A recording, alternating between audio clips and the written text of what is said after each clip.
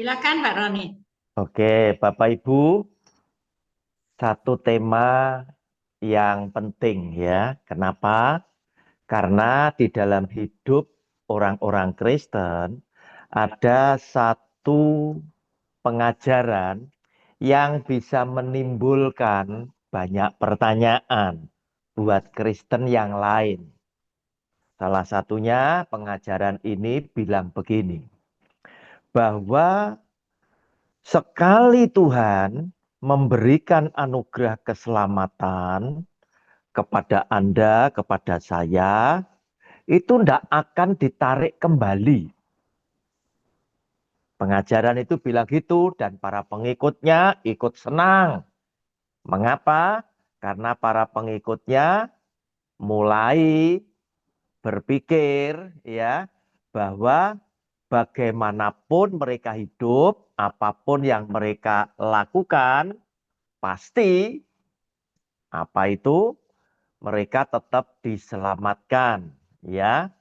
Oleh karena itu, judul renungan kita hari ini adalah apakah anugerah keselamatan dari Tuhan bisa hilang?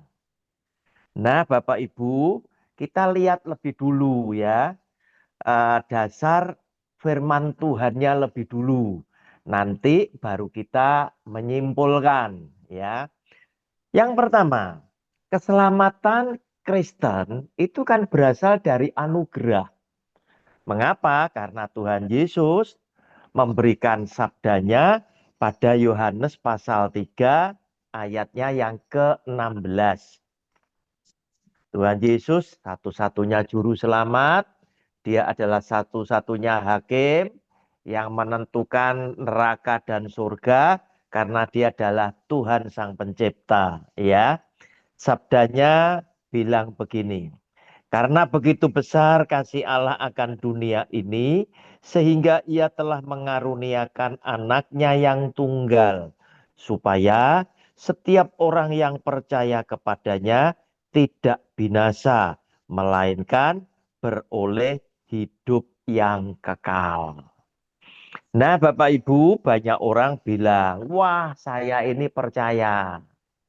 Saya ini percaya, saya ini percaya. Sehingga mereka berpikir dengan bibir yang berkata percaya, mereka menjadi salah satu orang yang diselamatkan. Padahal yang dimaksud oleh Tuhan percaya bukan hanya sekedar di bibir.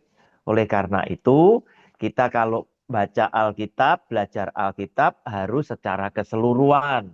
Seluruh isi Alkitab difahami sehingga kita bisa ngerti. Orang percaya adalah orang yang beriman. Itu adalah orang yang melakukan, sebab iman tanpa perbuatan itu mati. Berarti orang yang percaya adalah orang yang melakukan sabda Kristus di dalam hidupnya sehari-hari. Nah, oleh karena Tuhan Yesus memberkati Anda dan saya yang percaya kepada Dia, ya, yang melakukan firman yang Dia sabdakan, maka rasulnya itu akhirnya berani memberikan kesimpulan. Ya, di dalam Efesus pasal 2 ayatnya yang ke-8, Efesus pasal 2 ayatnya yang ke-8, Rasul Paulus menyimpulkan apa yang disabdakan oleh Yesus sebagai Tuhan dan gurunya itu lihat di sini ya. Nanti saya bacakan sampai 9. Sebab karena kasih karunia kamu diselamatkan oleh iman ya. Karena kasih karunia itu bukan hasil usahamu, koma, tetapi pemberian Allah. Artinya, jika kita itu bisa selamat, kita bisa mendapatkan hidup kekal di surga, itu bukan karena hasilnya kita, bukan upayanya kita, tetapi oleh karena kasih karunia Tuhan, yaitu pemberian Allah semata-mata, ya. Nah, ayat 9 menasihatkan lagi, itu bukan hasil pekerjaanmu, jangan ada orang yang memegahkan diri. Sebab apa? Sebetulnya kita tidak layak diselamatkan, ya. Tetapi karena Tuhan sayang kepada kita semuanya, Dia memberkati kita dengan kasih karunia, Dia menyelamatkan kita dengan memberikan, ya, belas kasihan kepada kita yang percaya kepada Dia dengan keselamatan. Mengapa Bapak Ibu demikian? Bukankah banyak orang yang berbuat baik? Bapak Ibu, ajaran keselamatan Kristen mengatakan, ya, dari kita belajar Alkitab akhirnya kita tahu perbuatan baik itu tidak bisa menyelamatkan kita, ya. Karena apa? Ayat 9 tadi menasihatkan apa? Itu bukan hasil pekerjaanmu, jangan ada orang yang memegahkan diri. Harus. Nah, Bapak Ibu, itu, ya. Jadi kita diselamatkan oleh karena apa? Oleh karena kasih karunia. Mengapa? Karena perbuatan baik kita, ya, perbuatan baik kita itu tidak bisa menyelamatkan kita. Hari ini, detik ini, ya, kita ini lagi baik-baiknya orang, ya. Gabung sama Oma Sinta di Zoom-nya, kita sama-sama ibadah, belajar merenungkan firman Tuhan. Adalah orang yang baik. Tetapi apa yang terjadi? Mungkin setelah kita turun dari Zoom ini tadi, mungkin 1/4 jam, mungkin 1 jam kemudian, bisa saja kata-kata kita telah melukai sesama kita dan kita berdosa. Nah, tubuh dosa kita ini sulit sekali dimatikan perbuatan dosanya kita. Nah, oleh karena itu, orang-orang yang percaya kepada Dia adalah orang-orang yang mendapat belas kasihan daripada Tuhan, ya. Walaupun ya, kita itu seringkali berbuat dosa, ya, Tuhan masih bisa memaklumi kita sepanjang kita segera berbalik dan bertobat. Sebab apa? Memang tubuh dosa kita ini sulit untuk kita matikan menjadi orang-orang yang mengikuti akan tuntunan Roh Kudus. Sebab apa? Manusia diberi kehendak bebas. Sering lewat kehendak bebas manusia ini, kita ini jadi berbuat salah. Bapak Ibu, ada pengajaran yang pengikutnya itu ya juga lumayan banyak. Kenapa? Karena pengajarannya itu menyenangkan mereka. Mereka bilang, Tuhan memang memberikan keselamatan kepada orang yang percaya kepada Dia dengan kasih karunia. Nah, di sini mereka berkata, sekali Tuhan memberikan anugerah keselamatan, Tuhan tidak akan tarik kembali. Artinya, keselamatanmu itu tidak bakal hilang, ya. Apapun perbuatanmu, kamu tetap diselamatkan. Nah, Bapak Ibu, akibatnya apa? Akibatnya apa? Para pengikut daripada mereka bisa hidupnya sembrono, ya, sembrono. Kemudian mereka bisa hidupnya itu semau gue, ya, bertindak seenaknya, serong kiri, serong kanan, ya, melanggar firman Tuhan, tidak merasa bersalah dan lain sebagainya. Dan di dalam hidupnya yang sembrono itu tadi, mungkin mereka tidak menjaga kekudusan. Nah, ketika mereka melanggar firman Allah, saya setelah mempelajari firman Tuhan, saya bisa memastikan bahwa anugerah keselamatan itu bisa ditarik kembali oleh Tuhan. Itu bisa hilang, ya. Itu bisa hilang. Nanti saya tunjukkan ayat-ayatnya, ya. Itu bisa hilang. Nah, Bapak Ibu, kita tahu siapa yang menentukan surga dan neraka. Tuhan Yesus pernah bersabda, ya. Tuhan Yesus pernah bersabda begini.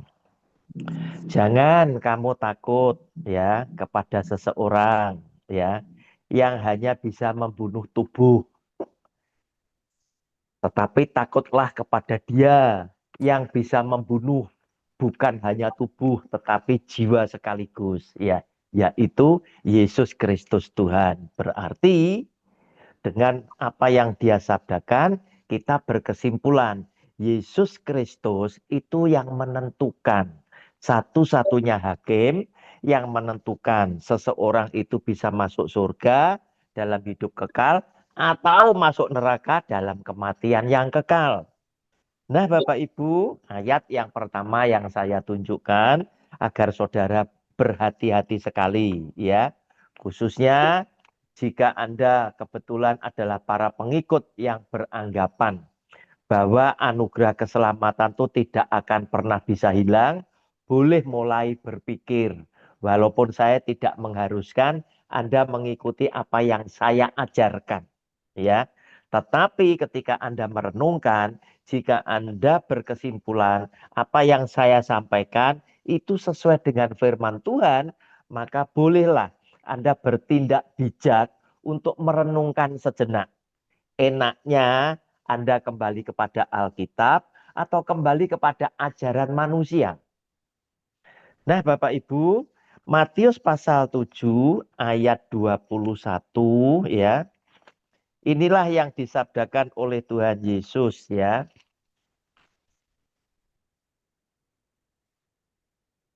Dia bersabda demikian, bukan setiap orang yang berseru kepadaku, Tuhan, Tuhan, akan masuk ke dalam kerajaan surga, melainkan dia yang melakukan kehendak Bapakku yang di surga. Nah, Bapak Ibu, jelas sekali yang disabdakan oleh Tuhan Yesus, yang akan diselamatkan, yang akan masuk ke dalam kerajaan surga, bukan cuma orang yang berpenampilan sepertinya demikian suci, demikian rohani, sering menyebut nama Tuhan. Tetapi Tuhan Yesus jelaskan, tegaskan, siapa yang akan diselamatkan, siapa yang akan masuk ke dalam kerajaan surga, yaitu mereka yang melakukan kehendak Bapakku yang di surga. Yaitu firman Allah tentang kasih sayang kepada sesama, kasihnya kepada Tuhan. Nah, Bapak Ibu yang dikasih oleh Tuhan, dilanjutkan lagi Tuhan Yesus di dalam Yohanes pasal 3 mulai ayat 18 sampai 21, ya. Dari berita anugerah tadi saya lanjutkan, ya. Ayat 18 sampai dengan 21. Barang siapa percaya kepadanya, ia tidak akan dihukum. Barang siapa tidak percaya, ia telah berada di bawah hukuman. Sebab ia tidak percaya dalam nama anak tunggal Allah. Wah, ini adalah ayat Alkitab yang menyenangkan buat orang-orang Kristen. Karena orang Kristen semua pada bilang, saya percaya. Tetapi sekali lagi, tadi kayak saya kan sudah jelaskan, siapa orang yang percaya? Kan begitu. Bukan mulut yang ngomong, ya. Bukan hanya di bibir, tetapi adalah orang yang melakukan sabda Kristus. Nah, kan begitu. Di dalam hidupnya sehari-hari, itulah orang yang percaya. Sebab iman tanpa perbuatan adalah mati. Nah, Bapak Ibu ayat 19. Dan inilah hukum itu. Ini sabda Tuhan Yesus loh, ya. Terang telah datang ke dalam dunia. Tetapi manusia lebih menyukai kegelapan daripada terang. Sebab perbuatan-perbuatan mereka jahat. Nah, Bapak Ibu, ini sekaligus perhatian buat orang Kristen. Kalau Anda masih melakukan perbuatan-perbuatan jahat, berarti Anda bukan anak terang. Kenapa? Karena Anda masih melakukan kejahatan, ya. Nah, dilanjutkan ayat 20, sebab barang siapa berbuat jahat, nah, orang yang berbuat jahat, keterangannya lebih jelas, membenci terang dan tidak datang kepada terang itu, supaya perbuatan-perbuatannya yang jahat itu tidak nampak. Nah, Bapak Ibu, jelas Tuhan Yesus ini adalah sang terang sejati. Kalau Anda mengasihi Tuhan Yesus, Anda pasti datang kepada terang. Tetapi kalau Anda berbuat sesuatu, Anda menyukai yang gelap, datang kepada gelap karena perbuatan-perbuatan jahat supaya tidak nampak, berarti Anda membenci terang. Ayat 21, tetapi barang siapa melakukan yang benar, ia datang kepada terang. Nah, orang Kristen, ya, hati-hati Anda yang punya pandangan tadi, anugerah tidak bisa ditarik kembali. Kalau Anda bukan orang-orang yang berbuat benar, maka firman-Nya berkata begini, tetapi barang siapa melakukan yang benar, ia datang kepada terang, supaya menjadi nyata bahwa perbuatan-perbuatannya dilakukan dalam Allah. Tetapi sebaliknya, mereka yang berbuat jahat berarti apa? Mereka tinggal di dalam kegelapan. Dan mereka adalah orang-orang yang membenci terang itu. Nah, Bapak Ibu, berarti berbahaya sekali. Walaupun Anda adalah orang Kristen, yang sesungguhnya sudah disediakan kasih karunia untuk diselamatkan oleh Tuhan Yesus, jika Anda salah meresponi belas kasihan Tuhan, maka celakalah Anda ini tadi karena keselamatan yang diberikan oleh Tuhan itu bisa hilang, ya. Anugerah keselamatan itu bisa ditarik. Nah, yang penting disadari di sini Anda dan saya bahwa kita ini bukan orang yang bisa menjaga kekudusan sepanjang kita punya hidup, ya. Kita tidak bisa, ya. Natur hidup kita, manusia ini tadi adalah orang-orang yang berdosa. Kita punya kecenderungan kita berbuat dosa. Lihat, Tuhan yang bilang saja bahwa kepada Daud aku berkenan. Nah, Daud ternyata setelah kita selidiki di dalam Alkitab punya dosa bermacam-macam. Dan ragamnya macam-macam, berkali-kali dia jatuh di dalam dosa. Sampai-sampai dia berselingkuh dengan Batseba, melakukan pembunuhan atas suami Batseba. Namun yang istimewa buat Daud, ketika dia ditegur oleh Tuhan lewat nabinya dan lain sebagainya, Daud langsung mengakui, bertobat dan tidak melakukan lagi. Oleh karena itu, Tuhan masih menilai bahwa Daud ini adalah orang yang setia, walaupun Daud tidak sempurna. Nah, Bapak Ibu yang dikasih oleh Tuhan, demikian pula dengan Anda dan saya. Ya, kita jauh kesetiaan kita dengan Daud, ya. Tentunya kita justru lebih sering berbuat dosa, tetapi jangan dipakai, ya. Oleh karena Daud berbuat dosa, kemudian kita berlindung dengan berkata, jangankan kok saya, Daud saja berbuat dosa untuk membenarkan. Kalau kita berbuat dosa, maklumi, tidak boleh demikian. Ya, kita belajar Alkitab yang sangat adil ini tadi, sangat terbuka ini tadi, agar supaya kita bisa mengambil hikmahnya, manfaatnya yang positif kita bisa ambil, sesuatu yang negatif kita minta kekuatan dari Roh Kudus dimampukan agar kita tidak jatuh di dalam dosa. Nah, Bapak Ibu, kita lihat 1 Yohanes pasal 1, ya, memberikan peringatan buat kita ayat 8 sampai 10, ya. 1 Yohanes pasal 1 ayat 8 sampai dengan 10. Jika kita berkata bahwa kita tidak berdosa, maka kita menipu diri kita sendiri. Tidak mungkin, ya. Dan kebenaran tidak ada di dalam kita. Sebab apa? Kita ini bukan orang jujur. Kalau kita mau jujur, kita pasti ngakui, Tuhan, aku adalah orang yang berdosa. Jika kita mengaku dosa kita, maka Ia, Tuhan, adalah setia dan adil. Sehingga Ia akan mengampuni segala dosa kita dan menyucikan kita dari segala kejahatan. Saudara, pengakuan dari kita itu dinantikan oleh Tuhan sebagai bukti bahwa engkau adalah orang yang jujur, ya. Engkau adalah orang yang baik, yang berani ngakui keberadaanmu, yang berani ngakui kelemahanmu, yang berani mengakui kesalahan dan dosamu, dan minta ampun kepada Tuhan yang Maha Kasih. Nah, Bapak Ibu, dan di situ jelas diberikan satu penghiburan buat kita. Maka ia adalah setia dan adil, sehingga ia akan mengampuni segala dosa kita dan menyucikan kita dari segala kejahatan. Ayat 10 perhatikan. Jika kita berkata bahwa kita tidak ada berbuat dosa, Anda dan saya dengan cara yang tidak sadar, maka kita membuat dia menjadi pendusta dan firman-Nya tidak ada di dalam kita.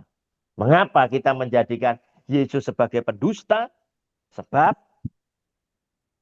kalau Anda mengaku tidak berdosa, tentunya Anda akan bilang, ya, orang yang berani mengaku dirinya tidak berdosa, pasti dia akan bilang, saya tidak membutuhkan seorang juru selamat. Nah, disinilah tanpa sadar orang-orang yang sombong, yang mengaku dirinya itu paling suci, tidak pernah berbuat dosa, tanpa sadar dia telah menempatkan Tuhan Yesus menjadi seorang pendusta. Karena apa? Kita mengenal Tuhan Yesus kan sebagai satu-satunya juru selamat. Nah, orang yang tidak pernah mengakui bahwa dirinya adalah orang berdosa adalah orang yang menempatkan Yesus Kristus Tuhan kita sebagai seorang pendusta, karena orang tadi akan berkata, aku tidak membutuhkan seorang juru selamat. Dan firman-Nya Tuhan Yesus tidak ada di dalam orang itu. Nah, Bapak Ibu yang dikasihi oleh Tuhan, oleh karena itu, karena kasih sayang Tuhan kepada manusia ini tadi, maka Tuhan menciptakan waktu. Setiap orang dianugerahi waktu satu hari dengan 24 jam yang sama. Maksudnya apa?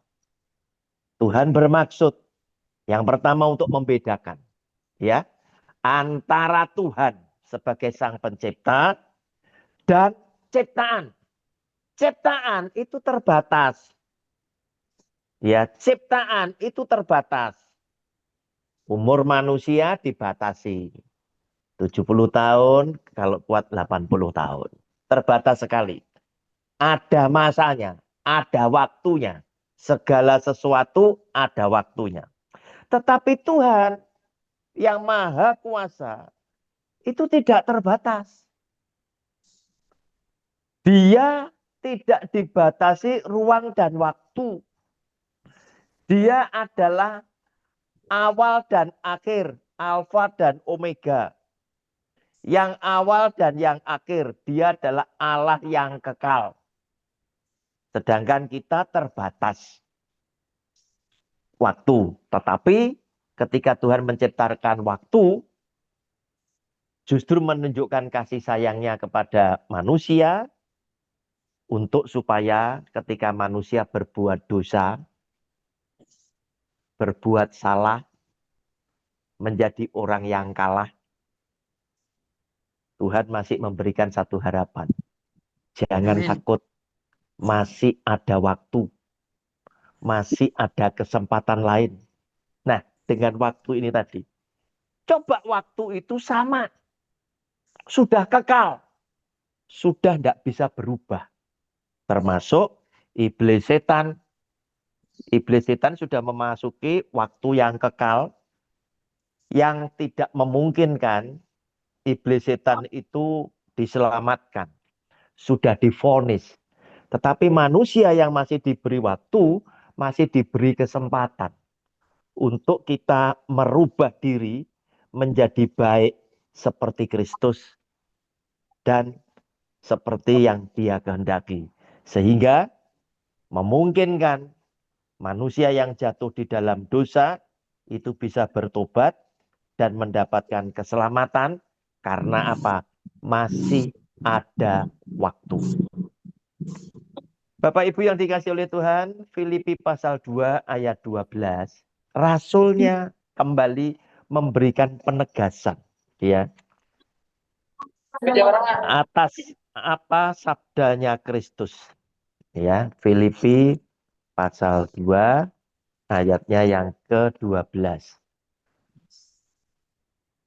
Hai saudara-saudaraku yang kekasih, kamu senantiasa taat, karena itu tetaplah kerjakan keselamatanmu dengan takut dan gentar.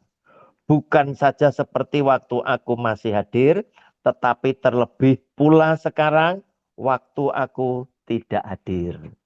Bapak Ibu, lihat nasihat Rasul Paulus kepada jemaat yang ada di Filipi.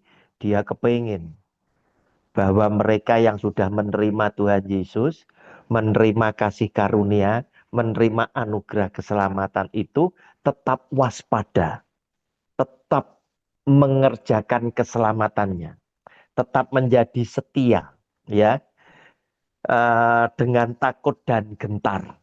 Jangan serong kiri, jangan serong kanan. Supaya apa? Kasih karunia, anugerah keselamatan boleh tetap menjadi milik kita sampai dengan harinya nanti. Kenapa? Karena Rasul Paulus ingin sampaikan bahwa anugerah keselamatan yang diberikan oleh Tuhan Yesus kepada saudara dan saya itu bisa hilang. Penutupnya kita lihat sekarang di dalam kitab Wahyu pasalnya yang ketiga ayatnya yang kelima. Ya, penutup daripada renungan kita pada sore hari ini. Wahyu pasal 3 ayatnya yang kelima. Barang siapa menang, yaitu orang yang bertahan dengan imannya dengan setia sampai akhir, melakukan firman Tuhan di dalam hidupnya sehari-hari oleh karena kecintaannya kepada Tuhan, ya, karena dia sudah mendapatkan keselamatan daripada Tuhan, maka muncullah buah-buah roh, ingin mengucap terima kasih kepada Tuhan, ya. Barang siapa menang, ia akan dikenakan pakaian putih yang demikian, ya. Aku tidak akan, nah, garis bawahi Alkitab Bapak Ibu, menghapus namanya dari kitab kehidupan. Tidak akan menghapus. Nah, di sini saya ingin tunjukkan, ya, ingin tunjukkan. Kalau Tuhan ada niat untuk tidak menghapus, itu kan kepada orang yang menang.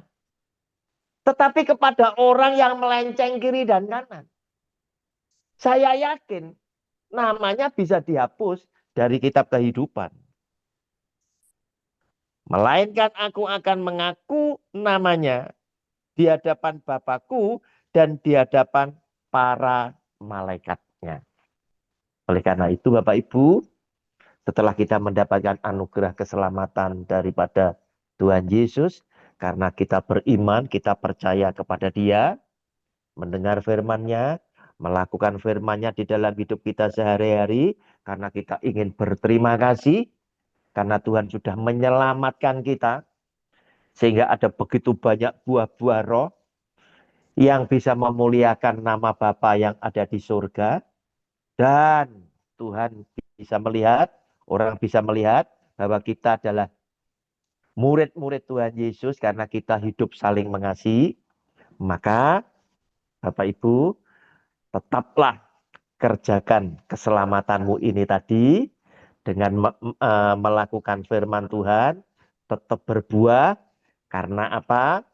Karena keselamatan yang sudah diberikan oleh Tuhan Yesus boleh tetap menjadi milik pusaka kita sampai kepada harinya nanti ketika Tuhan Yesus menjemput kita masing-masing.